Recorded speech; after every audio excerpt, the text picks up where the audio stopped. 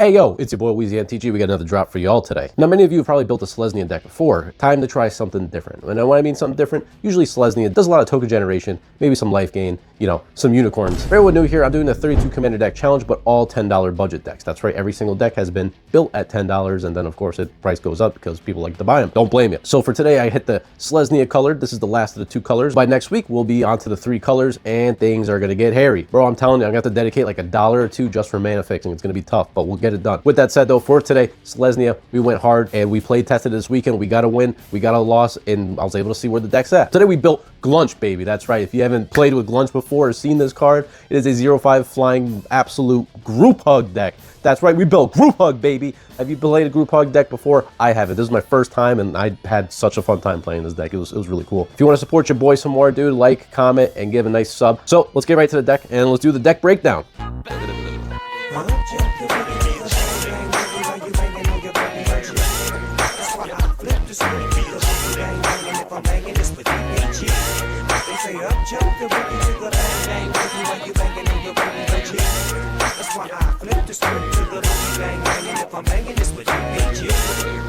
Some do the things that they do because they dumb, and some do the things that they do for crumbs. I do mine for me, you see, not the big homie double O. All right, we got Glunch, baby. That's right, Glunch the Bestower. This is a 0/5 flying absolute nothing burger because it has a 0/5 power. He ain't gonna do anything unless you build around it. Let's talk about his ability. Being able to have flying is really good, but having his whole entire paragraph of shit that he says right underneath him, it's gonna help the whole entire table out. Let me tell you. First ability you get, you put 2/1 counters on something. Second ability, someone draws something. Third ability, someone creates 2 treasures, but you have to choose a different player each time, so remember that. Can't be the same player. And you can choose yourself. If you really are selfless, then you can give everyone else something and give yourself nothing. But that's not true. You absolutely should be taking some stuff because guess what? We are also playing the game too. We want to have fun. So a lot of times you're taking treasures, you're drawing the cards. The 1/1 counters, they're not too bad. They're better late game, and I'll tell you why when the time comes. But being able to dish out different things for opponents, you really help out the underdogs get stronger so that they can take out the big threat. That's right, there's always going to be someone with a big threat on their board state. Someone's always going to become the problem player, so we'll have to deal with them. So we'll let everyone else kind of do it, right? Politicking is kind of fun, and yeah, group hug does it well. I'm going to stuff this deck with a bunch of other group hug effects because yeah, at the end of the day, we're trying to help players out. If I just built the commander itself and then did like a Voltron strategy, I mean, yeah, sure, that's not bad, but come on, play to the role, baby. Be support. Let's see what happens when we help out some players and see where the game goes. And let me tell you, when I played this deck, it played exactly the way I wanted it to. I wasn't the problem, like, at all. Actually, in fact, the whole entire game, both games, even though I won the second one, I was not the problem at all because no one wanted to attack me, no one wanted to do anything. You know, I let them pop off and do their thing, and then in the end, you just kind of bite them in the ass like a rattlesnake. It's really cool being able to not be the problem if you play a lot of problematic decks. If you're playing a Valgavoth deck, and trust me, I played it before, you're the problem, all right? You're going to be the problem. Once he comes out, you're the problem no matter what is on the board, all right? That's just how it is. But you play a deck like this is a good deck to take a break and, you know, have people actually like playing with you. Some of the notable cards in the deck, we got a lot of the group hug effects. You know, we have ways to give people more card draw, you know, offering card draw to other players. The Marching Dual Drone makes an appearance because this is a great way to get everyone on your side. Yo, let me hit you for 2 damage. We'll all create a treasure. All right, cool. Yeah, people are going to say yes, and then they allow you to just hit them for free. I mean, if you have instant speed buffs, that'd be actually kind of funny, but we're not going to get onto that. That's a really good for an attack strategy deck, though. We'll get to that later. One of my favorite effects in the deck, and there's a lot of cards that do this, but they'll put counters on players' creatures, and then they can't attack you, essentially goading them, basically being like, hey, you can put 2/1 counters on a creature you control, but I gain protection from you till the next turn. And there's quite a few cards that do that in this deck, and having those effects are really strong and also make you not get attacked. Literally, both of those games that I played this weekend, I was very close to life total for the whole game. I think I lost about 4 life once. That's it. I was like, all right, sick. Like, you didn't have to play life gain into it. You just literally do that. Well, speaking of life gain, we can give everyone the same life total that you have by just literally playing this card. You can save players. It's really good. It works, trust me. Now, I should probably mention that if you're playing a group hug deck and you also don't want to be attacked, which is part of your strategy, we did put in a few cards that allow that to happen. When I mean allow that to happen, not actually happen. No one's attacking you, all right? They have to pay mana to do this, bro. Imagine that, paying mana to attack somebody. Yeah, you know the guy making infinite mana? Sure, that's not a problem for them. Most of the time, a lot of people that are making big token go wide strategies, they're not going to pay 1 mana for every token attacking you. When it comes to the late game and you're, you know, doing a 1v1, this actually becomes really good. Shout out to Savala, definitely put her in the deck. She's also a really good alternative commander if you want to switch it up. Think of it like a precon. You could just switch this out with, you know, put Glunch in the deck, and this still does group hug effects and ramps you, gives you card draw. I mean, that's pretty good. Oh, and shout out really quick, Strixhaven had a great card called Page the Loose Leaf. This is really good for us budget players, especially me building $10 decks. This is like a 10-cent card now, and it's literally a mana dork that is literally 10 cents. So really good card. I'm going to be putting this in a lot more decks now. Really fun fact, Elephant Mandrill is in the deck from Avatar.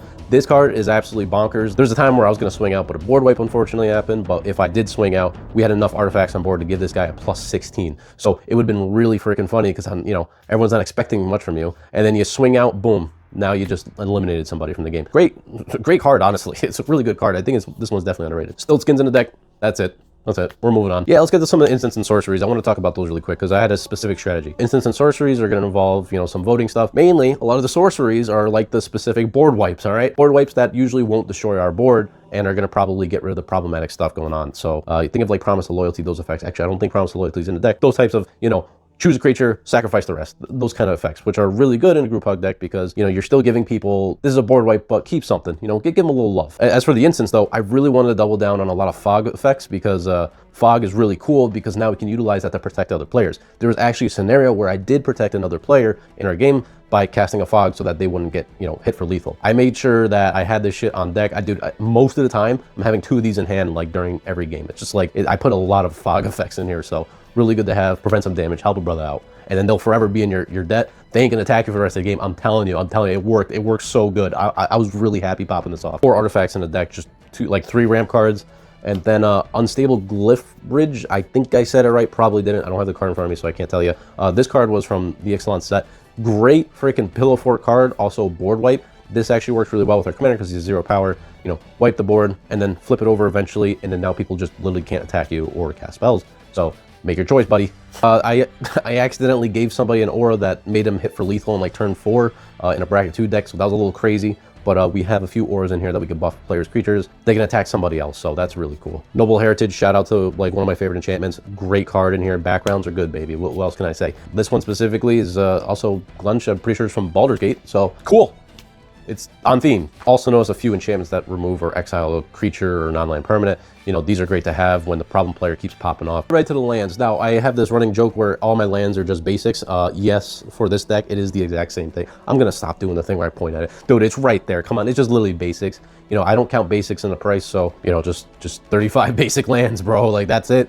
You know, you could take one out if you want. I mean, you'll get treasures from your own commander, so you don't really need to worry about having a lot of lands. It helps the budget, man. Poorly playing Magic, let's go!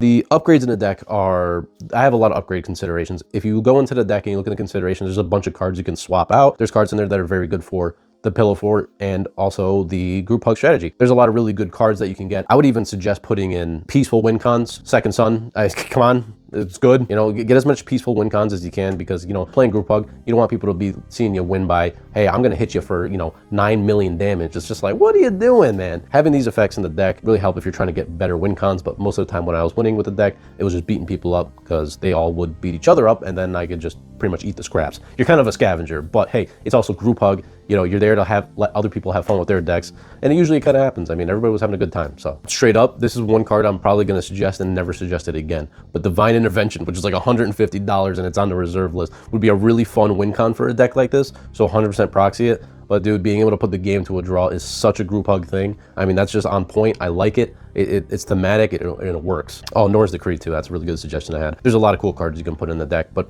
mainly just stick with group hug. You know, if you go with that route, it's really fun. You know, if you start building towards Voltron, then you're in a whole nother strategy. Good luck, brother. That's on you. Let's get right to the end of this video. Dude, I had to talk about this deck. It is a $10 deck. At the time of making the video, it was about $10.99. Yo, I got that shit on lock. But it's a really good starting point if you want to build Glunch and then, you know, you can upgrade over time, put some more stuff in it, see how the deck works. It does work now and it does kick absolute ass and has a lot of fun. If you're interested in seeing that, check my Moxfield. Links in the description down below.